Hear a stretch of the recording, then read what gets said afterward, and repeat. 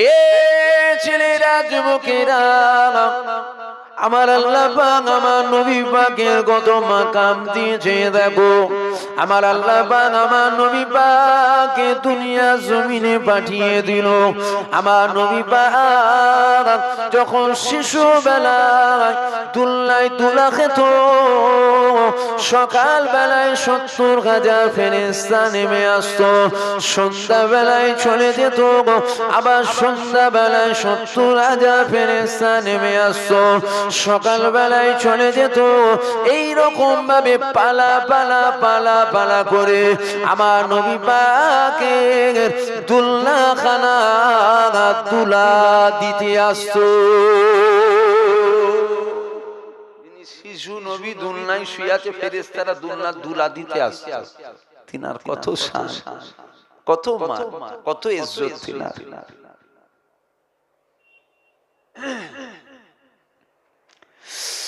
এ ছেলেরা যুবকেরা, কেনই বা নবীর কথা বলবো না, কেনই বা নবীর আলোচনা করবো না, কেনই বা নবীর মাকাম শোনাবো না?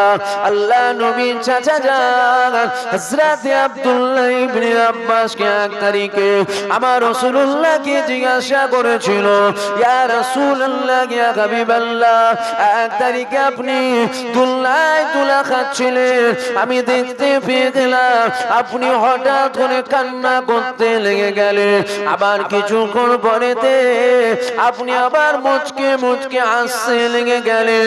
ইয়া রাসূলুল্লাহ, ইয়া হাবিবাল্লাহ, ওই কান্নার রহস্যটা কি, ওই হাসার রহস্যটা কি? আল্লাহ নবী বলেছিলেন, এ আমার চাচা যান শোনে, আমি এক তারিখে দুল্লায় দুলা খাচ্ছিলাম, দুল্লায় দুলা খেতে খেতে আল্লাহ পাকের ফেরেশতারা নিজেদের মধ্যে বলা কওয়া করছিল, আমার আল্লাহ পাক ইনাকে আখিরি নবী করে পাঠিয়েছে, আমার আল্লাহ পাক ইনাকে নেতাদের নেতা করে পাঠিয়েছে, আল্লাহ পাক ইনাকে পয়গম্বরদের পয়গম্বর করে পাঠিয়েছে, আমার আল্লাহ পাক ইনাকে সরদারদের সরদার করে পাঠিয়েছে।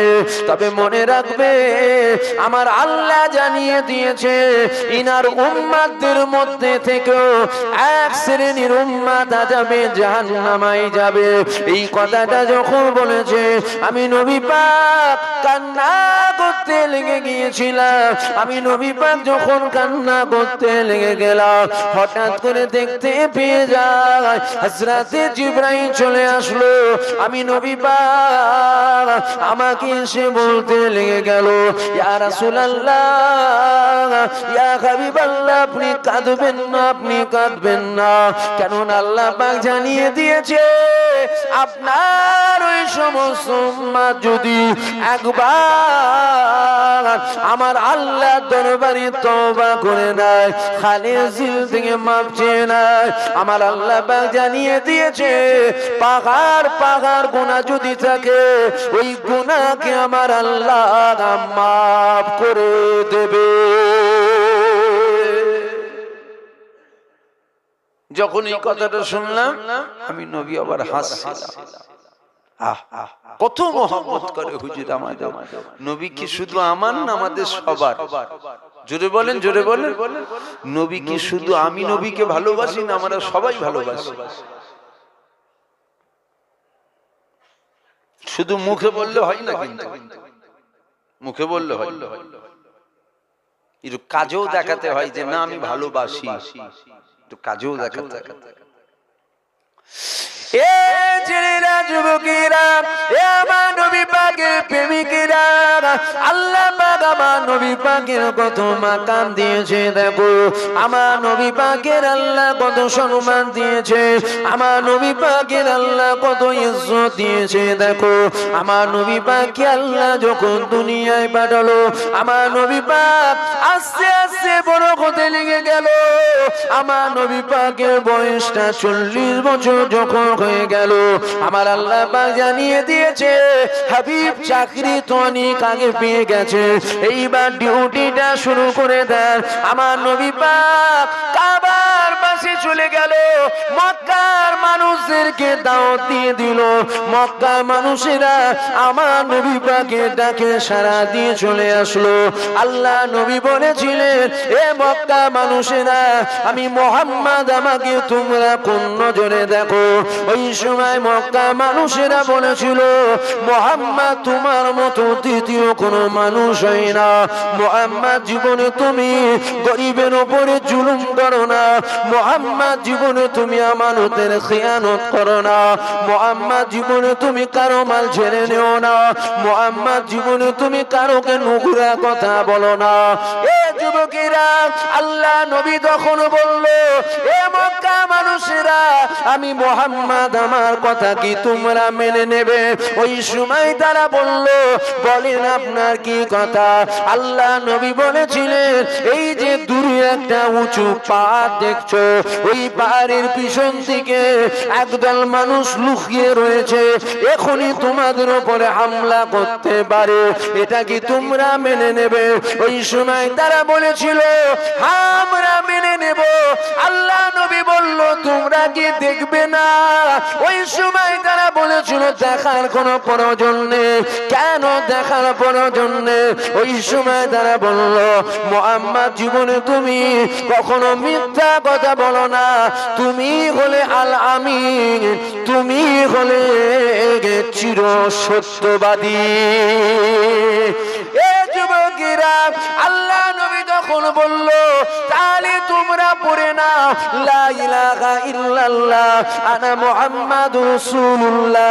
এই কথাটা যখন বলেছিল, একের পর এক আমার নবী পাককে ছেড়ে দিয়ে চলে যেতে লেগে গেল। আমার নবীকে রেখে দিয়ে চলে যাচ্ছে, আমার নবীকে মারতেও লেগে যাচ্ছে। একটু আগে কি বলছিল? যে জীবনে তুমি কখনো মিথ্যা কথা বলো না। কেন? তুমি আল আমিন। মক্কার বেঈমানের আমার নবীকে বলতেন আল আমিন, অর্থাৎ চির সত্যবাদী। জোরে বলুন সুবহানাল্লাহ। তাহলে চির সত্যবাদী যখন বলল, মানলো না কেন? সবাই যদি মেনে নেবে, তাহলে আবু জেহেলের দলে থাকবে কে? আমার কথা বুঝতে পারছেন কি আপনারা? সবাই যদি কলমা পড়ে নেবে, তাহলে আবু জেহেলের দলে থাকবে কে? আবু জেহেলের দলে তো থাকতে হবে। দল তো দুটো রে বাবা, একটা রহমানের দল, একটা শয়তানের দল। শয়তান তো আবু জেহেলের দলে ছিল। যাদের অন্তরে আল্লাহ হিদায়াত দিয়েছিল, এসেছে তারা কলমা পড়ে নিয়েছে। আজ না হলো কাল, কাল না হলো পরশু পড়েছে তারা কলমা। কিন্তু সবাই পড়েনি। কেন পড়েনি? দল দুটো। সবাই যদি রহমানের দলে চলে আসবে, তাহলে শয়তানের দলে থাকবে কে? কিন্তু আমার বলার উদ্দেশ্য এখানে কথাটা, কমসে কম তারা তো আমার নবীকে আল আমিন বললেন, অর্থাৎ চির সত্যবাদী। আজ যদি কোনো দাড়িওয়ালা, টুপিওয়ালা, জুব্বাওয়ালা বলে নবীর দ্বারাই মিথ্যা কথা বলা সম্ভব, বা নবী বলতে পারে মিথ্যা, কি বলবে? নাউজুবিল্লাহ বলবেন না? নবী মিথ্যা বলতে পারে? জোরে বলেন, জোরে বলেন। কমসে কম তখনকার বেঈমান কাফের আমার নবীকে আল আমিন বলেছিল, মানে চির সত্যবাদী। মানে নে কেন?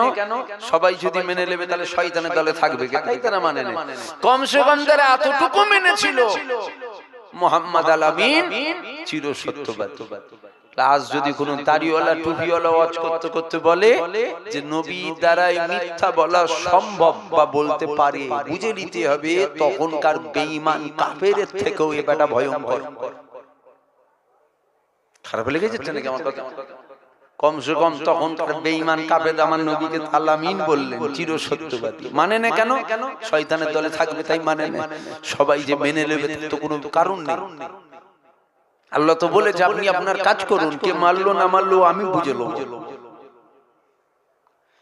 আজ যদি কেউ বলে নবী মিথ্যা বলতে পারে বা নবীর ভুল হওয়া সম্ভব, বুঝে নিতে হবে তখনকার কাফেরের থেকেও এরা ভয়ঙ্কর। এরকম সমাজে আজ মানুষ উঠে পড়ে লেগেছে। আলোচনায় কি অসুবিধা হচ্ছে নাকি?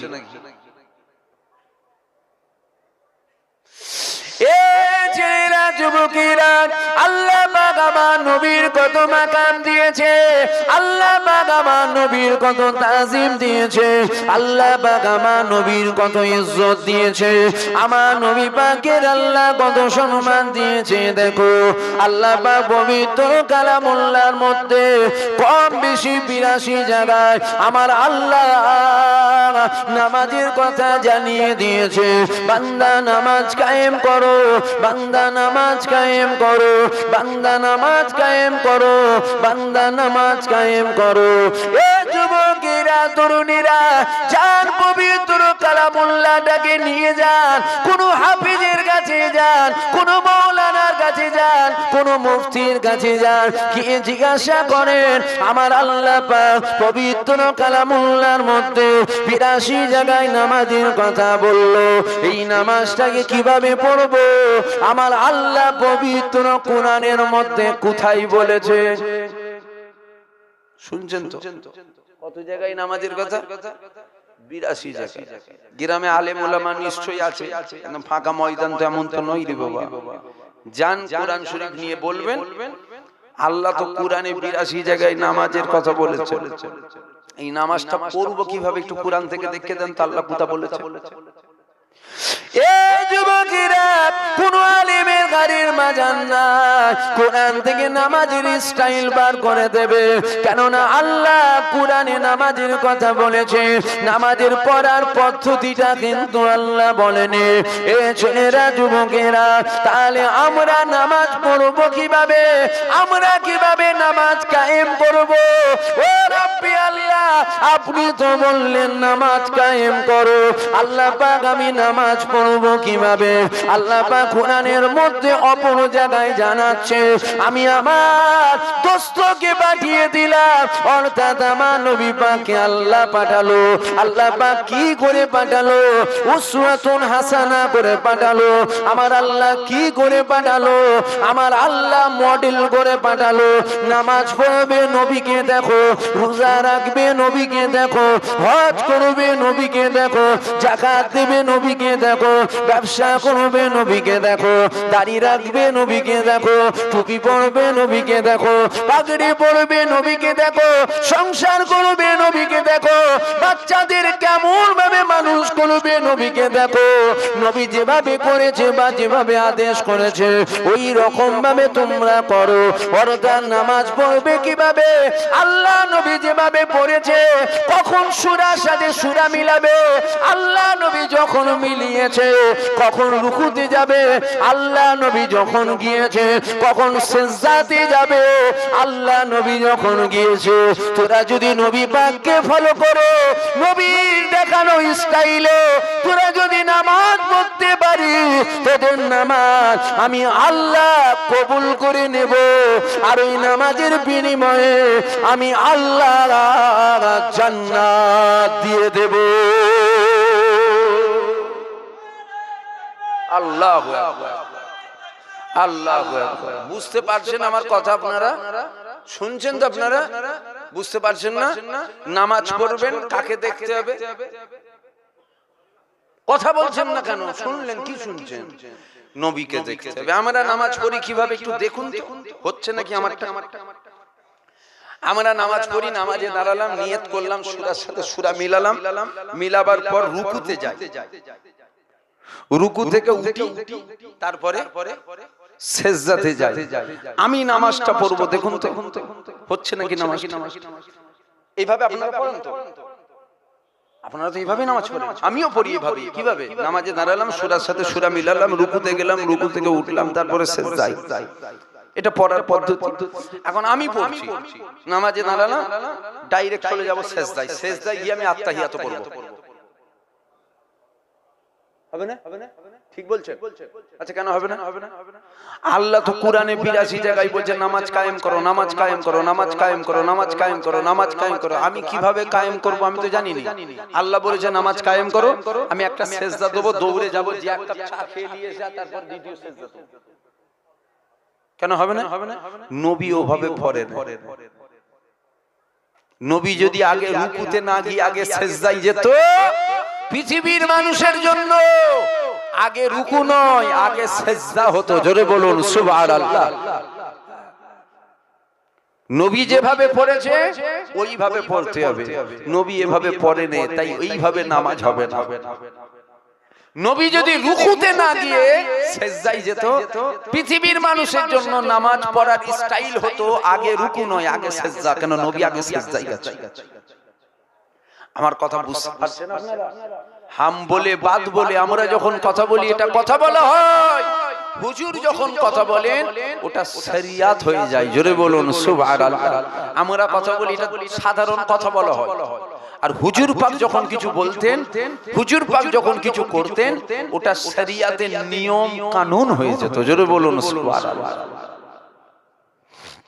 কি বুঝছেন? নবীর সম্মান কে বাড়াচ্ছে? আল্লাহ তো 82 জায়গায় নামাজের কথা না বলে 81 জায়গায় বলতে পারত। ভালো করে শুনবেন, ওয়াজ শোনার অভাব নেই। আল্লাহ করে হুজুরের ছড়াছড়ি, হরেক মাল 5 টাকা টাইপের হয়ে গেছে। হুজুরের অভাব নেই। আল্লাহ 82 জায়গায় নামাজের কথা না বলে 81 জায়গায় বলতে পারতেন। আর এক জায়গায় 81 জায়গায় যে নামাজের কথা বললাম ওই নামাজটা এই পদ্ধতিতে পড়তে হয়, এইভাবে পড়বি তোরা। আল্লাহ বলেন না পড়বো কিভাবে? আল্লাহ বলছে হাবিবকে দেখো না, আমার হাবিবকে দেখো, আমার হাবিব যেভাবে পড়েছে ওইভাবে পড়ো। তাহলে এতে নবীর সম্মান আল্লাহ বাড়াচ্ছে না কমাচ্ছে? এবার যদি কোনো ছোট লোকের বুক ফাটে কিচ্ছু হবে না। ছেলেরা যুবকেরা, যেমন সারা পৃথিবীর কুকুরগুলো যদি একদিকে হয়ে যায়, একদিকে হয়ে গিয়ে চাঁদের দিকে তাকিয়ে খেউ খেউ করে, যেমন চাঁদের কোনো যায় আসে না, আজও সারা পৃথিবীর কুকুরগুলো খেউ খেউ করেছে। আমার নবী পাকের সম্মান কমাবে বলে আমার নবী পাকের সম্মান কমানো যাবে না। কেননা সম্মান দেনেওয়ালা আল্লাহ, সম্মান দেনেওয়ালা আল্লাহ। অত ইজ্জু মান তাশা, অত জিল্লু মান তাশা। ইজ্জতের মালিক আমার আল্লাহ, বেইজ্জতির মালিক আমার আল্লাহ। আমার নবী সম্মান দিয়েছেন আমার আল্লাহ, পৃথিবীর কারো ক্ষমতা নাই তার সম্মানকে কমাবে। এ যুবকেরা, তরুণীরা, আল্লাহ কত সম্মান দিল। আল্লাহ ঈসা নবীকে বলল, এ ঈসা তুমি তোমার উম্মতের নবী। আল্লাহ পাক মুসা নবীকে বলেছিল, মুসা তুমি তোমার উম্মতের নবী।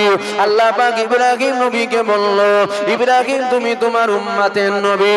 আল্লাহ পাক ইসমাঈলকে বলেছিল, এ ইসমাঈল তুমি তোমার উম্মতের নবী। আল্লাহ পাক আদমকে বলল, আল্লাহ পাক নূহকে বলল, আল্লাহ পাক শীসকে বলল, আল্লাহ পাক ইউসুফকে বলল, আল্লাহ পাক ইউনুস নবীকে বলল, আল্লাহ পাক ইদ্রিস নবীকে বলল, আল্লাহ পাক ইসমাঈল নবীকে বলল, আল্লাহ পাক উজায়ের নবীকে বলল, আল্লাহ পাক লূত নবীকে বলল। সমস্ত নবীদেরকে আমার আল্লাহ পাক জানিয়েছিল, এ আমার উম্মতেরা, আমার নবীরা শোনো শোনো, আমি আল্লাহ জানিয়ে দিলাম তোমরা অন্য কারো নবী নয়, তোমরা তোমাদের উম্মতের নবী।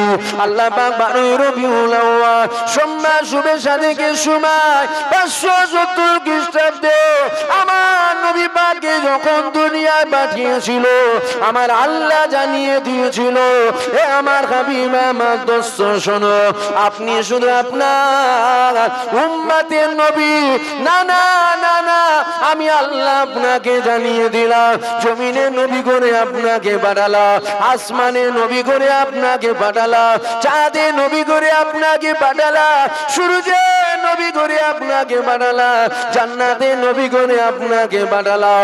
অনেকে বলে আমার নবী পাক বিশ্ব নবী ছিল। না না, আমার নবী বিশ্ব নবী ছিল না। আমার নবী এত ছোট জায়গা নবী ছিল না। আমার নবী কুল কায়নাতে আমার আল্লাহ নবী করে পাঠিয়েছিল। আল্লাহ পাক এখানেও ক্ষান্ত হলেন না। আল্লাহ পাক জানিয়ে দিল 18,000 মাখলুকাতের নবী করে আমি আল্লাহ আপনাকে নবী করে পাঠিয়ে দিলাম। সমস্ত নবীরা উম্মত কওমে ছিল, আমার নবী নবীদের নবী ছিল। যেটা বললেন না সুবহানাল্লাহ। এখানে একটা কথা বললাম, যে বিশ্ব নবী, আমার নবী বিশ্ব নবী নয়। হ্যাঁ, এটা হাকিকত, আমার নবী বিশ্ব নবী নয়। কেন বিশ্ব এটা একটা ছোট জায়গা, আমার নবী কায়নাতের নবী। জোরে বলবেন না সুবহানাল্লাহ। এটা বললে ঈমান চলে যাবে এমনটাও নয়। আমরা বুঝি না বা বুঝতে পারি না, আমরা আবেগে বলে ফেলি বিশ্ব নবী দিবস, বলে ফেলি না। আরে আমরা হুজুরাও বলে, আমি নিজেও বলে ফেলি বিশ্ব নবী, কিন্তু হাকিকত তো এটা বিশ্ব ছোট। বিশ্বে মিলে, সারা বিশ্ব মিলে একটা খেলা হয় জানেন না, বিশ্বকাপ। সারা বিশ্ব, বিশ্ব তো ছোট, আমার নবী কি শুধু বিশ্ব নবী না, জান্নাতের নবী তো আমার নবী। জোরে বলবেন না সুবহানাল্লাহ। জাহান্নামের নবী আমার নবী, কায়নাতের নবী আমার নবী, আলামিনের নবী আমার নবী। আমার নবী বিশ্ব নবী নয়, আমার নবী কুল কায়নাতের নবী। জোরে বলুন সুবহানাল্লাহ। এটা বলা ফতোয়া দিচ্ছি না, এটা সচরাচর মানুষ বলে ফেলে। কিন্তু ভেবে দেখুন তো, বিশ্বটা তো ছোট, কায়নাতটা তো বড়। আমার নবী ছোট জায়গার নবী নয়, আমার নবী কুল কায়নাতের নবী। জোরে বলুন সুবহানাল্লাহ।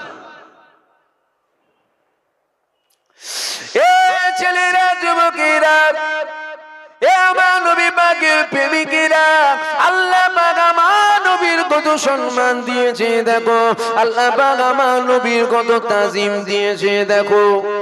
আলোচনা কি ঘুরিয়ে দেবো? আলোচনা অসুবিধা হলে বলেন, ঘুরিয়ে দিচ্ছি, অন্যদিকে বেরিয়ে চলে যায়।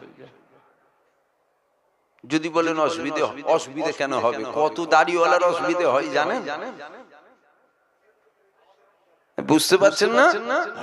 কত দাড়িওয়ালার অসুবিধা হয়। নবী নবী করছে কেন? অত নামাজের কথা বলবে না, অত নবী নবী করছে, কতজনের অসুবিধা হয় জানেন? নামাজ আল্লাহ ফরজ করেছে। হসপিটালের বেডে শুয়ে থাকে, যদি হাত তোলার ক্ষমতা না থাকে, ইশারায় পড়তে হবে। আর নামাজের কথা বলার দায়িত্ব হুজুরদের নয়, নামাজের কথা বলার দায়িত্ব বাপ মায়ের। আমি তো বললেই খারাপ, বললেই তো খারাপ হয়ে যায়। নামাজ পড়ার কথা বলার দায়িত্ব কার? হুজুরের।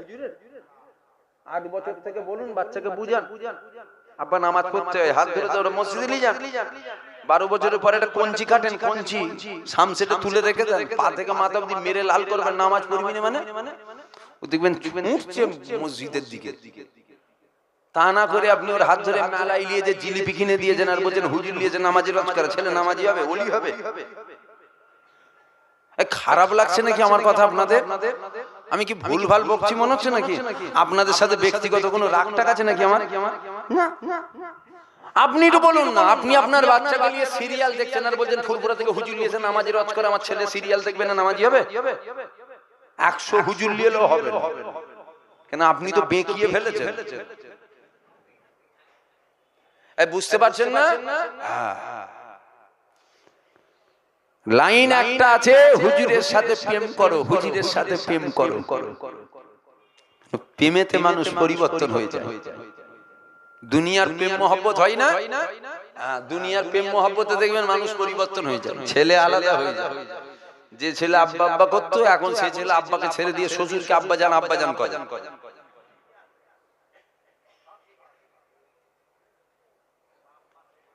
রাগ হচ্ছে নাকি আপনাদের আমার কথায়? আমার যেন মনে হচ্ছে মুখগুলো একটু শুকিয়ে শুকিয়ে যাচ্ছে। হুজুরটা কি শুরু করলো বল দেখিনি? শুকলে হবে না, যেটা বাস্তব সেটাই তো বলছি। মানে এমন প্রেম করে ফেলেছে না, বুড়ো মরেও নেই। তাহলে এখন উপায় একটাই আছে, নবীর সাথে প্রেম করো। যখন প্রেম হয়ে যাবে তখন আপনার বিবেক আপনাকে বলবে, তুমি যাকে ভালোবাসো তোমার নামাজ কাজা করাতে তিনি তো খুশি নয়, তুমি কাজা করছো কি করে? যখন তোমার দিলে এটা জাগবে তখন তুমি নামাজ ছেড়ে আর থাকতে পারবে না। এই একটাই উপায়। কেন আমাদের দিল থেকে প্রেমের কানেকশন কেটে যাচ্ছে, তাই তো এগুলো হচ্ছে। এ ছেলেরা, যুবকেরা, এ আমার নবী পাকের প্রেমিকেরা, আল্লাহ পাক আমার নবীর কত সম্মান দিয়েছে দেখো। আল্লাহ পাক নামাজকে ফরজ করেছে। হাদিসের মধ্যে পাওয়া যায়, আসসালাতু মিফতাহুল জান্নাহ, নামাজ জান্নাতের চাবিকাঠি। তবে নবী পাককে যদি ছেড়ে দাও তোমার নামাজ জান্নাতের চাবি হবে না। নবী পাককে যদি ধরে নাও তবেই তো জান্নাতের চাবি হয়ে যাবে। এ যুবকেরা,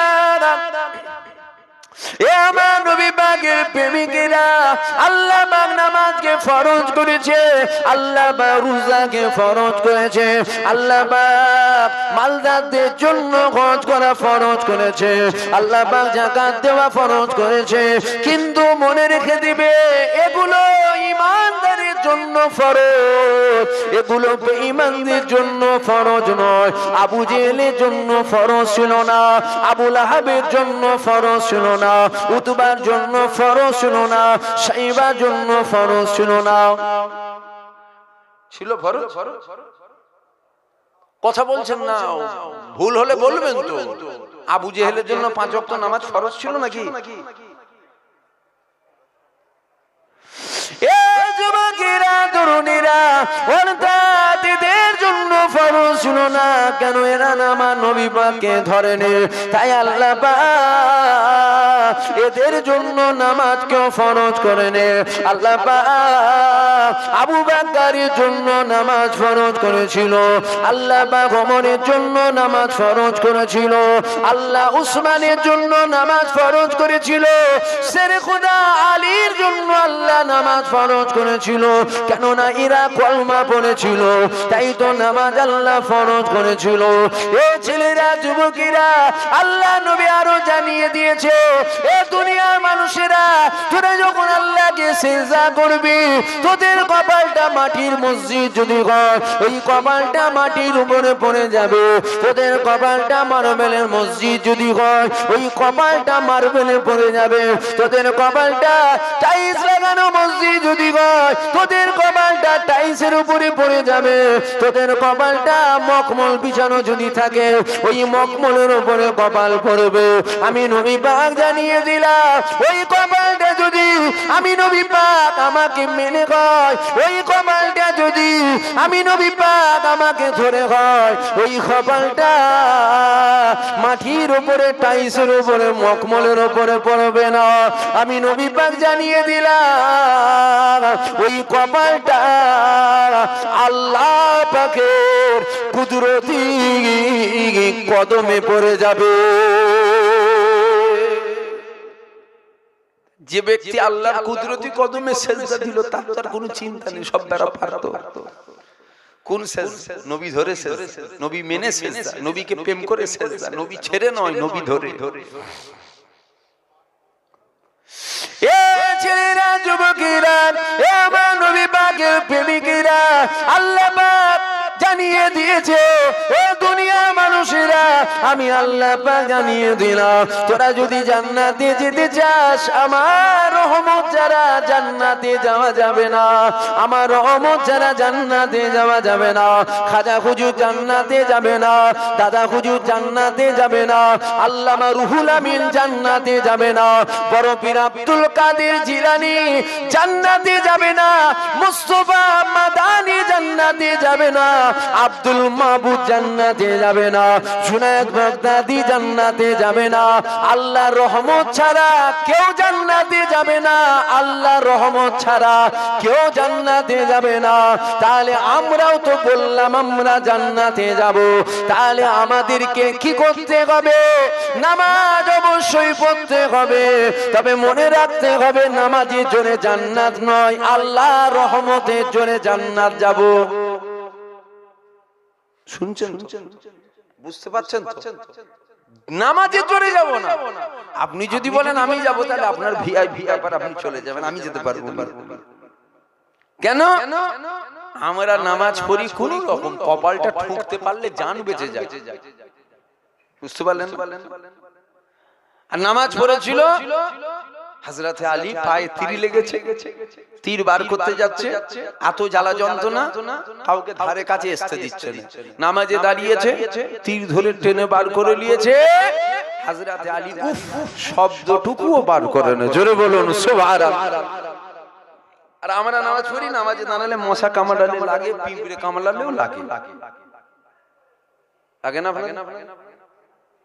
নামাজে দাঁড়িয়ে বইয়ের কথা, জায়গার কথা, জমির কথা, পায়ের ভাঙার কথা, হসপিটালের কথা, দুনিয়ার কথা, চায়ের দোকানের কথা, যত কথা সব নামাজে দাঁড়ালে হয়। মানে মনে পড়ে, শয়তান তো রেডি হয়ে আছে। তাহলে নামাজ দেখিয়ে যাওয়া যাবে না। আমরা আল্লাহর রহমতে যাব, বলেন ইনশাআল্লাহ। জোরে বলেন রহমতে যাবেন তো আপনারা। নামাজ যাকাতে যাবেন না, জানো জাহান্নামের কোন জায়গায় পড়ে থাকবেন খুঁজে পাওয়া যাবে না। নামাজ যাকাতে যাবেন। নামাজ আল্লাহ আছে কোন রকম, আপনার হুকুম কোন রকম করতে পেরেছি, ঠিকঠাক হয় না। রোজা কোন রকম হয়েছে, দেখাবার মতো নয়, দেখাতে পারবো না। হজ কোন রকম ঠেলে ঠুলে হয়ে গেছে, দেখাবার মতো নয়। তবে মনে বড় আশা আপনার রহমত হবে।